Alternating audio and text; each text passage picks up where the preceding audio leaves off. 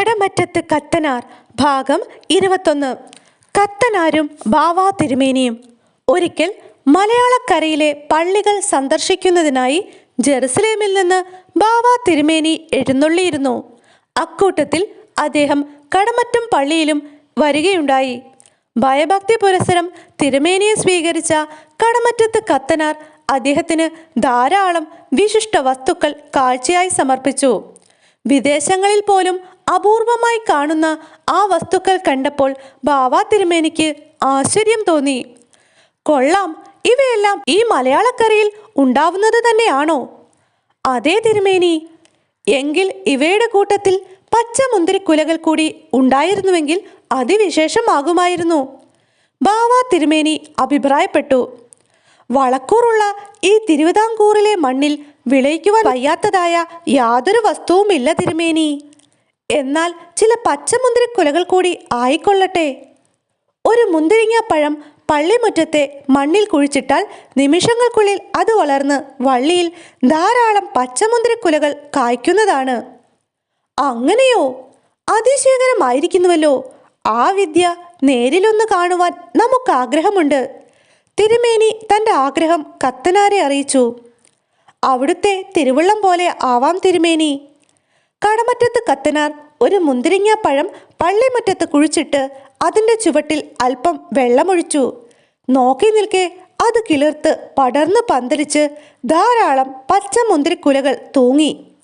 ഈ മഹാത്ഭുതം കണ്ടപ്പോൾ ബാവാ തിരുമേനി അതിശയിച്ചു പോയി. നാം കാണുന്നത് കനവാണോ? അദ്ദേഹം അത്ഭുതത്തോടെ ചോദിച്ചു.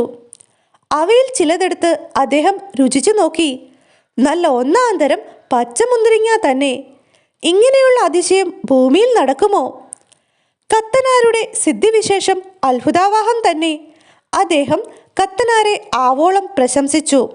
അത്തരം പ്രശംസകൾക്കൊന്നും താൻ അർഹനല്ലെന്നും എല്ലാം ഉടയ തമ്പുരാന്റെ ലീലാ വിനോദങ്ങളാണെന്നും അച്ഛൻ എളിമയോടെ ബാവാ തിരുമേനിയെ അറിയിച്ചു. ഏറെ നേരം കുശല പ്രശ്നങ്ങൾ നടത്തിയ ശേഷം ബാവാ തിരുമേനി യാത്ര പറഞ്ഞിറങ്ങി.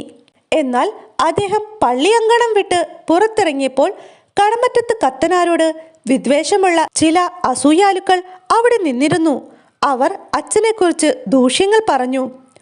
തിരുമേനി, ആ കത്തനാര് ഇന്ദ്രജാലം കാട്ടി അങ്ങയെ കബളിപ്പിക്കുകയായിരുന്നു. അയാൾ മഹാമാന്ത്രികനാണ്. പ്രപഞ്ചത്തിലുള്ള സർവ ക്ഷുദ്രശക്തികളും അയാളുടെ ചൊൽപ്പടിക്ക് നിൽക്കുന്നവയാണ്. കൺകെട്ടുകളും ജാലവിദ്യകളും കാട്ടി മനുഷ്യരെ പറ്റിക്കുന്ന അയാൾക്ക് ദൈവവിളിയുമില്ല, അമാനുഷിക ശക്തിയുമില്ല. എല്ലാം വെറും പ്രഹസനങ്ങളാണ്. ക്രിസ്തുമത വിശ്വാസികൾക്ക് ചേരാത്ത മന്ത്രവാദ കർമ്മങ്ങൾ ചെയ്യുന്ന അയാൾ പൈശാചിക ഭാഷയിൽ രചിച്ചിട്ടുള്ള പല മന്ത്രവാദ ഗ്രന്ഥങ്ങളും സൂക്ഷിച്ചിട്ടുണ്ട്. അയാൾ കത്തനാരായിരിക്കുന്ന ഈ പള്ളിയുടെ ഇടവകയിൽപ്പെട്ടവരായ ഞങ്ങൾ പോലും ദൈവശാപത്തിന് ഇരയായി തീർന്നിരിക്കുകയാണ്.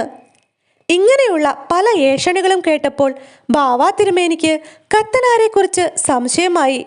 കുറച്ചെങ്കിലും കാര്യമില്ലാതെ നാട്ടുകാർ വെറുതെ ഒന്നും പെരുപ്പിച്ചു പറയുകയില്ല. ഏതായാലും കത്തനാരെ കണ്ട് വിശദമായി ചോദിച്ചറിയുക തന്നെ. ബാവാ തിരുമേനി വീണ്ടും പള്ളിയിൽ ചെന്ന് കത്തനാരെ കണ്ടു. മകനെ, നീ കാട്ടുന്ന ഇന്ദ്രജാല പ്രകടനങ്ങൾ ക്രിസ്തുമത വിശ്വാസികൾക്ക് ചേരുന്നതല്ല. വിശ്വാസ പ്രമാണങ്ങൾക്ക് വിപരീതമായി പ്രവർത്തിക്കുന്നത് കുറ്റകരമാണ്. ഒരിക്കലും ചെയ്തുകൂടാത്ത ഒന്നാണ് ഒരു ക്രിസ്തീയ പുരോഹിതനായ നീ ചെയ്തുകൊണ്ടിരിക്കുന്നത്. അതിന് ഞാൻ തെറ്റൊന്നും ചെയ്യുന്നില്ലല്ലോ തിരുമേനി. അറിയപ്പെടാത്ത ദുരിതങ്ങളിൽപ്പെട്ട് അവശത അനുഭവിക്കുന്ന സാധാരണക്കാർക്ക് അല്പം ആശ്വാസമേകുവാൻ ശ്രമിക്കുന്നു, അത്ര തന്നെ. ദുരിതങ്ങളിൽ നിന്ന് ആശ്വാസം അരുളേണ്ടവൻ മിശിഹാ തമ്പുരാനാണ്. അത്തരക്കാർക്ക് വേണ്ടി പ്രാർത്ഥിക്കുക എന്നുള്ളത് മാത്രമാണ് ഒരു പുരോഹിതനായ നിന്റെ കർത്തവ്യം. പ്രാർത്ഥിക്കുമ്പോഴുണ്ടാകുന്ന ഉൾവിളികൾക്കനുസരിച്ചാണ് ഞാൻ പരിഹാരങ്ങൾ ചെയ്യുന്നത്. അതിന് ആരോടും പ്രതിഫലമോ സഹായമോ നാളിതുവരെ ചോദിച്ചിട്ടുമില്ല, കൈപ്പറ്റിയിട്ടുമില്ല. പിന്നെ എപ്രകാരമാണ് ഞാൻ ചെയ്യുന്ന സേവനങ്ങൾ മതവിദ്വേഷമായി തീരുന്നത്? മകനെ, മതമെന്ന് പറയുന്നത് പലരുടെയും അഭിപ്രായങ്ങളുടെ ചട്ടക്കൂട്ടിൽ ഒതുങ്ങി നിൽക്കുന്ന ഒരു നേർവഴി വീക്ഷണമാണ്. ആ വഴിയിൽ സഞ്ചരിക്കേണ്ട വിശ്വാസിയായ ഒരു പുരോഹിതൻ മറ്റു മാർഗങ്ങളിൽ കൂടി നടന്നു നീങ്ങുമ്പോൾ പരമ്പരാഗതമായി നിലനിൽക്കുന്ന വിശ്വാസങ്ങൾക്ക് കോട്ടം സംഭവിക്കുന്നതാണ്. ആ പരീക്ഷണം ഭാവി തലമുറകൾക്ക് ദോഷമായി തീർന്നേക്കാമെന്നാണ് നമ്മുടെ അഭിപ്രായം. തിരുമേനി, ദൈവം തമ്പുരാന്റെ കനിവ് കൂടാതെ ഒരണു പോലും ചലിക്കുകയില്ല എന്നുള്ളതാണല്ലോ വിശ്വാസ പ്രമാണം. അങ്ങനെയെങ്കിൽ ഞാൻ ചെയ്യുന്ന കർമ്മങ്ങൾ ഫലവത്താകുമ്പോൾ അതിന് ദൈവകൃപയുണ്ടെന്ന് വിശ്വസിക്കുന്നതിൽ എന്ത് അപാകതയാണുള്ളത്? നിന്റെ വാദം ശരിയായിരിക്കാം. എന്നാൽ കാലാകാലങ്ങളായി നിലനിൽക്കുന്ന ഒന്നാണ് വിശ്വാസം. ആ വിശ്വാസത്തിൽ അധിഷ്ഠിതമായ പൗരോഹിത്യത്തിന് പരിമിതികളുണ്ട്. അവയെ ലംഘിക്കുന്ന വ്യക്തി ആരു തന്നെയായാലും സഭ അവരെ അംഗീകരിച്ചു എന്ന് വരില്ല. അതുകൊണ്ടിപ്പോൾ ഞാൻ എന്ത് ചെയ്യണമെന്നാണ് അങ്ങ് കൽപ്പിക്കുന്നത്? ഒന്നുകിൽ പൗരോഹിത്യത്തിൽ തുടരുക, അല്ലെങ്കിൽ അതുപേക്ഷിച്ചിട്ട് നിനക്ക് ശരിയെന്ന് തോന്നുന്ന മാർഗം സ്വീകരിക്കുക. അപ്പോൾ പുരോഹിതന്റെ ഈ വേഷം ഞാൻ ഉപേക്ഷിക്കണമെന്നാണോ അങ്ങ് പറയുന്നത്? എന്ന് നാം പറയുന്നില്ല. ശരിയായ മാർഗം ഏതായിരിക്കുമെന്ന് നിനക്ക് ആലോചിച്ച് തീരുമാനിക്കാവുന്നതാണ്. പാവനമായ ഈ തിരുവസ്ത്രം എനിക്ക് ചേരുന്നതല്ലെന്നാണോ അങ്ങയുടെ അഭിപ്രായം? നമ്മുടെ അഭിപ്രായത്തിന് അന്തിമമായ വിധിയുടെ ധ്വനിയില്ല. 2 വഴികളുള്ളതിൽ ഏതിൽ കൂടിയാണ് സഞ്ചരിക്കേണ്ടതെന്ന് തീരുമാനിക്കേണ്ടത് നീയാണ്. ഒരു കാര്യം കൂടി, ദൈവസങ്കേതമായ പള്ളിയിൽ പൈശാചിക ലിപിയിൽ എഴുതപ്പെട്ടിട്ടുള്ള മന്ത്രവാദ സംബന്ധമായ ഗ്രന്ഥങ്ങൾ സൂക്ഷിക്കുന്നത് അനുവദനീയമല്ല. അതുകൊണ്ട് അവ ഉടനെ നമ്മുടെ മുന്നിൽ വച്ച് അഗ്നിക്കിരയാക്കേണ്ടതാണ്. തിരുമേനിയുടെ കൽപ്പന പ്രകാരം അഗ്നിയിൽ നിക്ഷേപിക്കപ്പെട്ട മാന്ത്രിക ഗ്രന്ഥങ്ങൾ തീ വിഴുങ്ങി പക്ഷികളായി മാറി ആകാശവീതിയിൽ പറന്നു നടന്നു. അഗ്നി കെട്ടടങ്ങിയപ്പോൾ അവ വീണ്ടും ഗ്രന്ഥങ്ങളായി മാറി കടമറ്റത്ത് കത്തനാരുടെ കൈകളിൽ വന്നു ചേരുകയും ചെയ്തു. ആ കാഴ്ച ബാവ തിരുമേനിയെ അത്ഭുതപ്പെടുത്തി.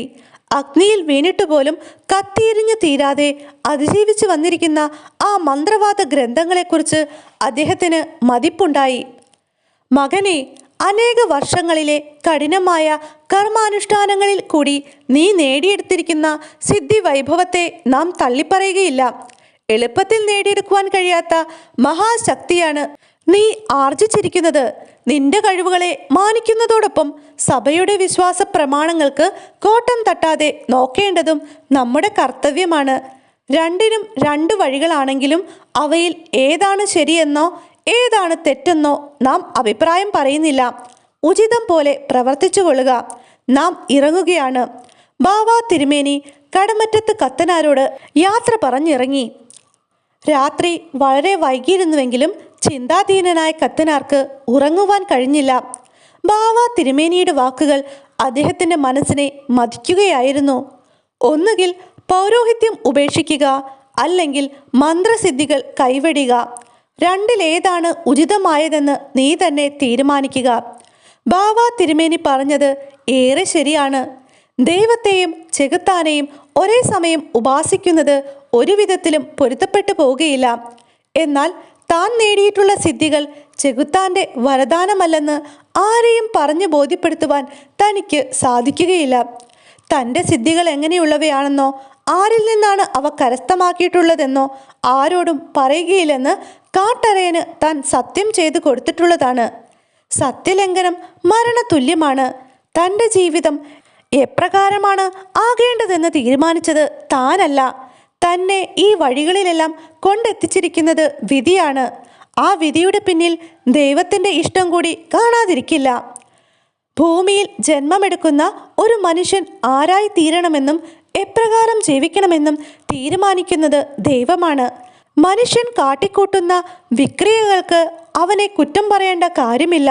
സന്ദർഭങ്ങൾക്കനുസൃതമായി ജീവിക്കുവാൻ ശീലിക്കേണ്ടവനാണ് മനുഷ്യൻ. തൻ്റെ ജനനവും വളർച്ചയും അനുഭവങ്ങളും അതീവ സങ്കീർണമാണ്. ദൈവചിന്തകളോടുകൂടി മാത്രം ആപത്തുകളെ നേരിട്ട് അവയെ അതിജീവിച്ച താനിന്ന് ദൈവദാസനായി ജീവിക്കുവാൻ അർഹനാണോ എന്ന് പുനർചിന്തനം ചെയ്തു നോക്കുവാനാണ് ബാവ തിരുമേനി കൽപ്പിച്ചിരിക്കുന്നത്.